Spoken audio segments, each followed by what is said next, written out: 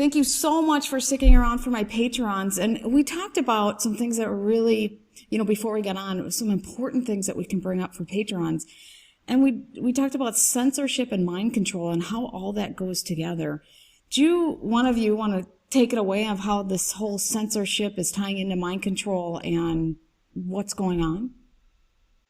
If I can kick off, and then I will leave it to Cody because he knows so much more about it. But if what we're being told in mainstream media, if the official stories are true, then there would be no fear of any criticism or whatever. The truth fears no investigation. It just stands on its own.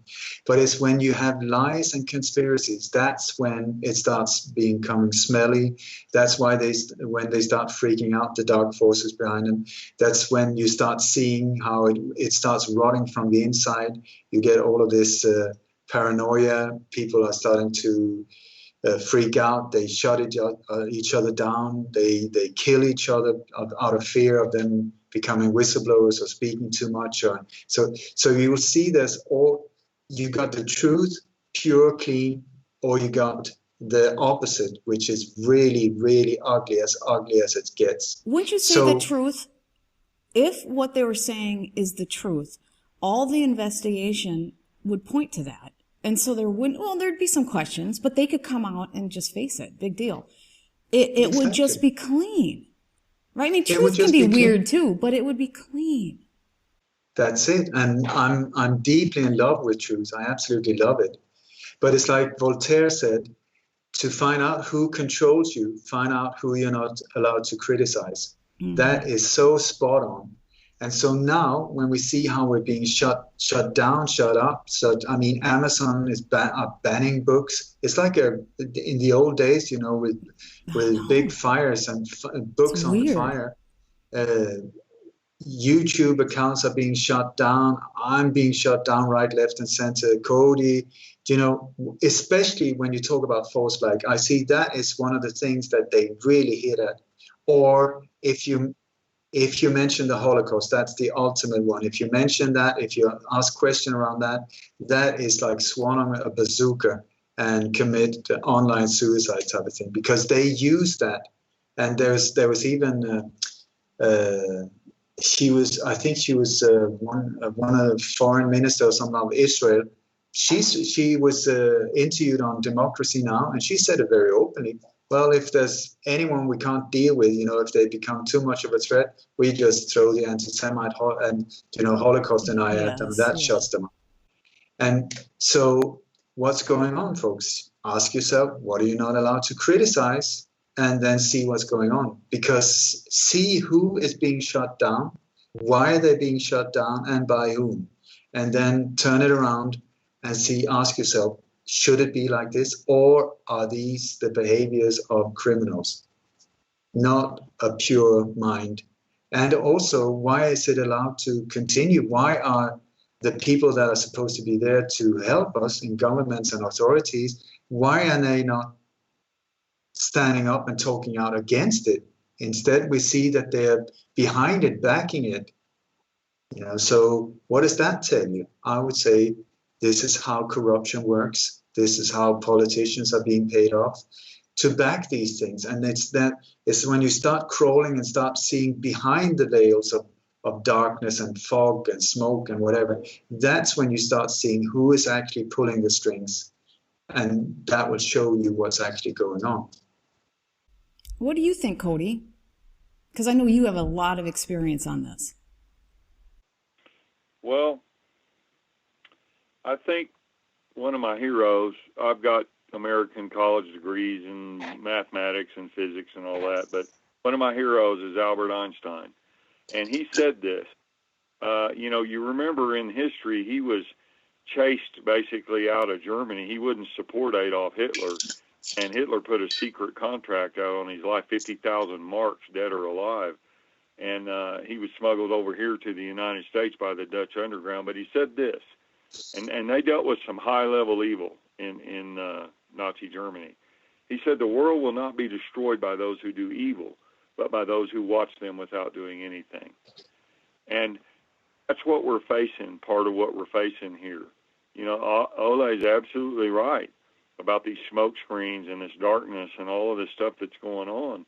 But we can talk and preach all day long and expose false flags. You can show people pictures. We can run websites. I can write books. We can do all this.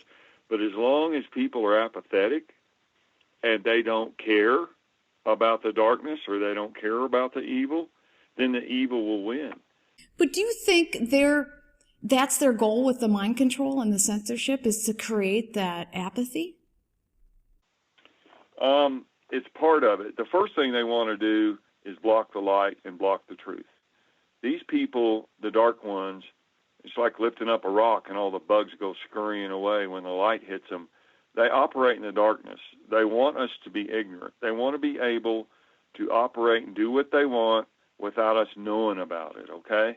And then when people do find out about it, for instance, like when a pedophile ring is exposed, then they use the censorship and the deception and the mind control to try to poo-poo it and obfuscate it and put a smoke screen around it and isolate themselves. So they have a lot of layers to this. But the one thing they do count on is apathy. You know, it's like Helen Keller said. She said, we may have found a cure for many evils, but we have found no remedy for the worst evil of them all, the apathy of the human being.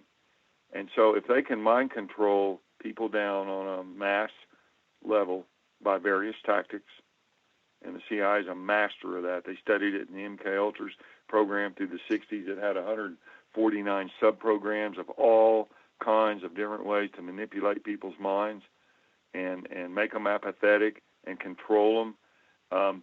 As long as we all fall prey to this, they win. It's pure and simple. Well, I've noticed that people, a natural tendency is that they can watch others being bullied and abused as long as they're getting theirs. And as long as we're like that as humans, it's going to be a pretty awful place, because eventually you're going to be treated like that as well. Right. And, you know, Sarah, when you look at it through history, we've tried all kinds of schemes in our minds. Socialism, capitalism, fascism, you know, all kinds of religions, all kinds of monetary systems. And they've been created by our minds. And then we try to impose those systems on the people through force. That's the history of the human race. And what me and Ole are talking about is rising to a new level and using spiritual stuff to overcome this old paradigm. You know, the old false flag thing, the old control thing. It's a new way of solving problems on the earth through spiritual mechanics rather than the old mind things. Which is, it's enough is enough. We're better than this. Just right. What is going on? We are all spiritual beings of light. Yeah. And it's time for us to step into our power, each of us. It's like me, okay? My little trip, Sarah, I wrote this book about the Oklahoma City bombing. I knew what happened back then. I turned down $1 million cash for their little job. And I kept this knowledge and sat with it for 22 years. And I watched lie after lie after lie. And finally, I decided to write the book and step forward with it. And I had to face my own demons and my own fears. And it is not easy. And I want to thank Ole for helping me. But if I can step forward and face my fear of being murdered or poisoned by the CIA or arrested and planted with evidence and thrown in some federal prison, you know, each of us, I'm serving as an example of someone who can step up over my fear to do what's right. And so hopefully more people will do that. But we're all in this together, and if enough of us can step forward into the light or choose the light, we can change this world. But if we all stay apathetic and beat down and we're afraid, then the dark ones are going to win. And this will turn into a prison planet, a slave state. We'll all get microchips, or God knows what will happen to us in their worldwide control scheme with 5G and all the satellites and all this new technological grid that's coming online now. So it's time. We're at a precipice right here. Fukushima is destroying the Pacific Ocean. You know, our planet's being polluted horribly and terribly right now. They're spraying geoengineering chemtrails in the sky. There's glyphosate, nano-aluminum. There's stuff in the food. We're at a precipice. And me and Ole, and I know you are, we're just trying to do our part to kind of wake people, shake them, and wake up, you know? I think there's a lot that are waking up. I really do. I think I really see a change in a lot of people. And I just think we're reaching that crescendo, I think, before a tipping point. And I hope. That's what I see. I just hope we can get to that tipping point. Get to that tipping point, and it'll be a hard time. There'll be a lot more chaos, but it'll be amazing. Well, one of the things I'd like to quote here is from Robert Hutchins, and he said, "The death of democracy is not likely to be an assassination from ambush. It will be a slow extinction from apathy and indifference." Well, let's end it with that. You guys have your last word. Have your last word. In that case, I would very much like to end with a prayer. And I think Cody has also, if he wants to join me, but it goes like this. May the entire universe be filled with peace and joy, love and light. May everyone, and especially the ones who hurt us, be filled with peace and joy, love and light. May the light of truth overcome all darkness, so victory to that light.